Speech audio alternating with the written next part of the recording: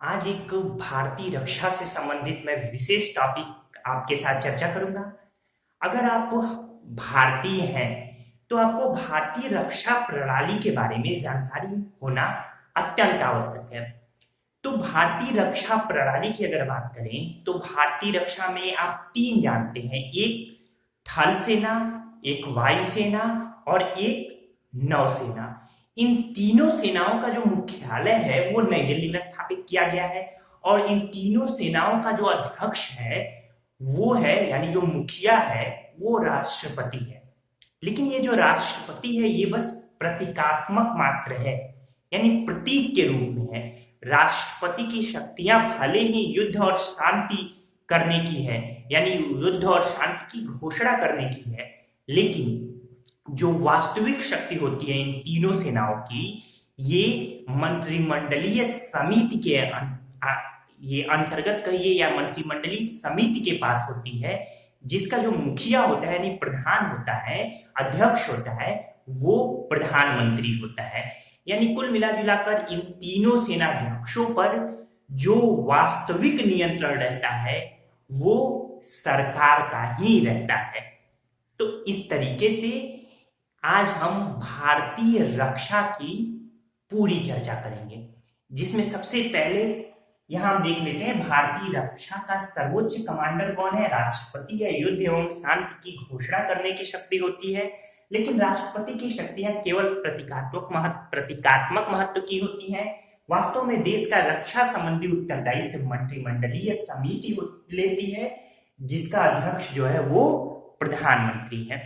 इस रक्षा के लिए एक अलग से मंत्रालय बनाया गया है, रक्षा मंत्रालय। इस रक्षा मंत्रालय का जो प्रमुख होता है वो रक्षा मंत्री होता है। इस मंत्रिमंडलीय समिति में जो रक्षा से संबंधित निर्णय लिए जाते हैं उसमें प्रधानमंत्री के बाद यही रक्षा मंत्री होता है। रक्षा मंत्रालय का एकीकृत मुख्यालय आप कह सकते हैं कि थल सेना मुख्यालय, वायुसेना मुख्यालय और नौसेना मुख्यालय। तो ये तीनों क्रमशः थल सेनाध्यक्ष, वायुसेनाध्यक्ष व नौसेनाध्यक्ष के अधीन कार्य करते हैं। रक्षा मंत्रालय के अधीन 4 विभाग हैं। ये चारों विभाग कौन कौन से हैं?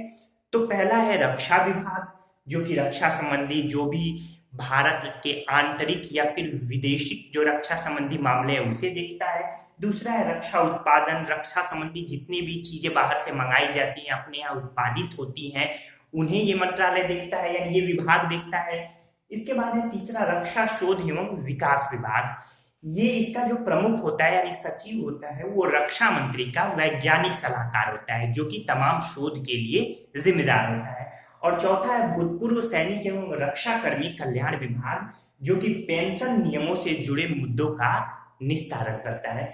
तो इस तरीके से ये पूरी की पूरी रक्षा मंत्रालय की क्या रही, एक व्यवस्था रही कि रक्षा मंत्रालय कैसे काम करता है। इसके बाद मैं आपको बता दूं यहाँ पे कि ये तीनों सेनाओं के जो मैंने बताया, तो ये तीनों सेनाओं थल सेना, वायुसेना और नौसेना, इनके जो रैंकिंग है यानी जो ऑफिसर्स की रैंकिंग है वो यहाँ पे मैं आपको चर्चा कर देता हूँ। तीनों सेनाओं में थल सेना का जो प्रमुख होता है थल सेनाध्यक्ष, जिसके जनरल कहा जाता है। जनरल के बाद लेफ्टिनेंट जनरल, फिर major general, brigadier, colonel, lieutenant colonel, major, captain और लेफ्टिनेंट। ये क्रम होता है थल सेना का। फिर वायुसेना का वायुसेना अध्यक्ष यानी एयर चीफ मार्शल, फिर एयर मार्शल, फिर एयर वाइस मार्शल, फिर एयर कोमोडोर, फिर ग्रुप कैप्टन, इसके बाद विंग कमांडर, इसके बाद स्क्वाड्रन लीडर, फिर फ्लाइट लेफ्टिनेंट और फ्लाइट ऑफिसर। तो ये है वायुसेना। और इसी तरीके से नौसेना का मुखिया नौसेना अध्यक्ष यानी एडमिरल होता है। इसके बाद जो क्रम आता है वाइस एडमिरल का, फिर रियर एडमिरल, फिर commodore, captain, commander, lieutenant commander, फिर लेफ्टिनेंट और सबसे आखिर में सब लेफ्टिनेंट। तो ये स्क्रीन आपको स्क्रीन पर दिख रहा होगा, स्क्रीनशॉट ले लीजिए, ये क्रम है। इसके बाद मैं बता दूं कि रक्षा मंत्रालय के ही अधीन इन तीनों बलों के अलावा भारतीय तटरक्षक बल भी काम करता है, जिसकी व्यवस्था की गई थी तटरक्षक अधिनियम 1978 के तहत की गई थी। इसके 4 क्षेत्रीय मुख्यालय मुंबई, चेन्नई, गांधीनगर और पोर्ट ब्लेयर में स्थापित किए गए। गांधीनगर गुजरात में, पोर्ट ब्लेयर अंडमान निकोबार में। तो इसका जो प्रधान होता है, मुखिया होता है, वो महानिदेशक कहलाता है, रक्षा मंत्रालय के अधीन है, और इसका जो मुख्यालय है वो नई दिल्ली में इसका मुख्यालय है। तो इस तरीके से इसमें कुल ये गश्त लगाने वाले जहाज होते हैं जो कि हमारे तट रक्षक तट सीमा की रक्षा करते हैं। कुछ प्रमुख जहाजों के नाम की अगर मैं बात करूं तो कुठार, विक्रम, विजय, वीर, ये कुछ प्रमुख जहाज हैं। तो इस तरीके से ये भारतीय तट रक्षक बल आपने देखा। आज मैं आपके साथ भारतीय सैन्य बल की भी चर्चा करूं इसमें। तो भारतीय सैन्य बल, भारत की स्थलीय सीमा की लंबाई लगभग 15,200 किलोमीटर, जबकि जो तटवर्ती सीमा है वो लगभग 7500। ये भारत की अगर मैं बात करूं, ठीक, अगर मैं रफली ये भारत बना दूं तो यहाँ देखिए, ये जो तटवर्ती सीमा है, इधर अरब सागर, इधर बंगाल की खाड़ी, इधर हिंद महासागर, जो तटवर्ती सीमा है जो भारत के 9 राज्य स्पर्श करते हैं। तो ये जो पूरी लंबाई है तटवर्ती सीमा की 7500 किलोमीटर, जिसमें ये लक्षद्वीप भी शामिल हो गया और ये अंडमान का ये भी शामिल हो गया। बाकी जो मुख्य भूमि है जो तटों से अलग है, जहाँ समुद्र की सीमा स्पर्श नहीं करती, ये लगभग 15,200 किलोमीटर है। और एशिया महाद्वीप के भारत के पड़ोसी देशों की संख्या 11 है। तो इस तरीके से भी बड़ा जरूरी होता है कि भारतीय सैन्य बल यहाँ भारत जैसे उपमहाद्वीप की यानी देश की रक्षा में हमेशा तत्पर रहे। इसीलिए तीनों सेनाओं का गठन किया गया, जिसका मुख्यालय नई दिल्ली बनाया गया है। तो इसके तहत थल सेना की हम पहले चर्चा करते हैं, इंडियन आर्मी। तो इंडियन आर्मी का अध्यक्ष मैंने बताया जनरल की सहायता, जनरल होता है यानी थल सेना अध्यक्ष होता है। इसकी सहायता के लिए 7 स्टाफ ऑफिसर होते हैं। कौन कौन? उप थल सेनाध्यक्ष, सहायक थल सेनाध्यक्ष, adjutant general, quarter master general, आयुध अधिकारी, सेना सचिव और इंजीनियर इन चीफ। तो इस तरीके से ये 7 ऑफिसर होते हैं जो थल सेनाध्यक्ष यानी जनरल की मदद करते हैं। थल सेना के 7 कमान है, जिनका मुखिया जो है वो general officer commanding in chief कहलाता है। ये जो general officer commanding in chief कहलाने वाला जो व्यक्ति है ये और कोई नहीं, लेफ्टिनेंट जनरल है। तो इसकी 7 जो कमाने हैं, पश्चिमी कमान, पूर्वी कमान, मध्य कमान, उत्तर कमान, दक्षिणी कमान, उत्तर पश्चिमी कमान और प्रशिक्षण कमान, जो क्रमशः चंडीगढ़, कोलकाता, लखनऊ, उधमपुर जो कि जम्मू कश्मीर में है, पुणे, जयपुर और शिमला में है। तो इस तरीके से हमने थल सेना की यहाँ चर्चा कर दी। इसके बाद अब हम दूसरा वायुसेना को देख लेते हैं।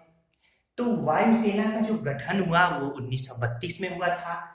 इसके अध्यक्ष वायुसेना अध्यक्ष, इनको चीफ ऑफ एयर स्टाफ भी कहा जाता है। 6 मुख्य स्टाफ अधिकारी होते हैं जो इनकी मदद के लिए तत्पर रहते हैं।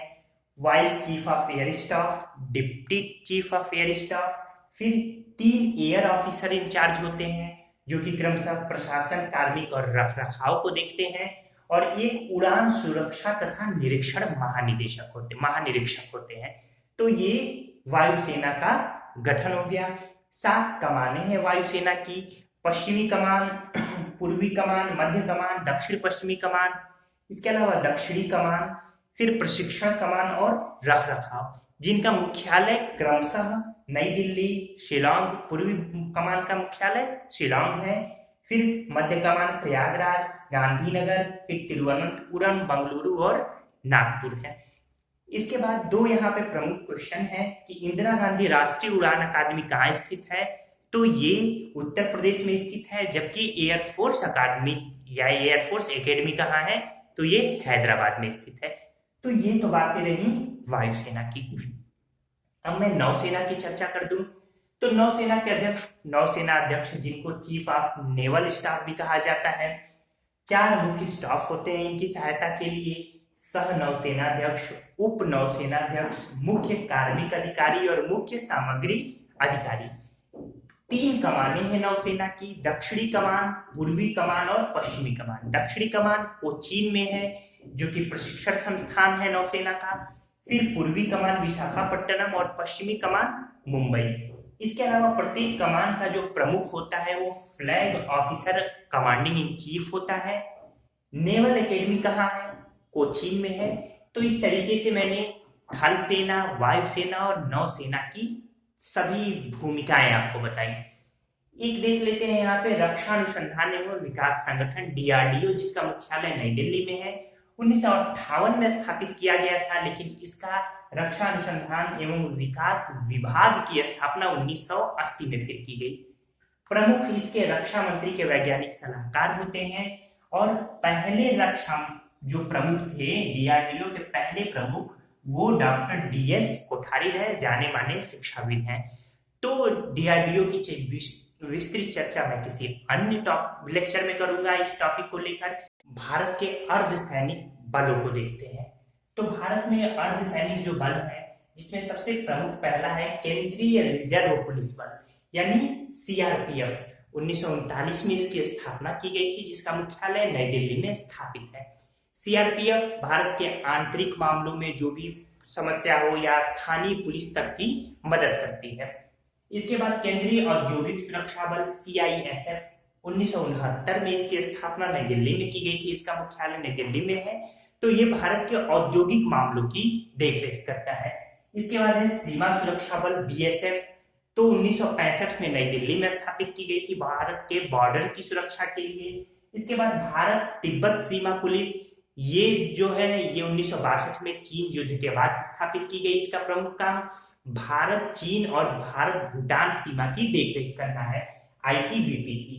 फिर असम राइफल्स 1835 में अंग्रेजों के जमाने में शिलांग में इसकी स्थापना की गई थी, जो कि पूर्वोत्तर भारत में आंतरिक सुरक्षा की जिम्मेदारी लेता है।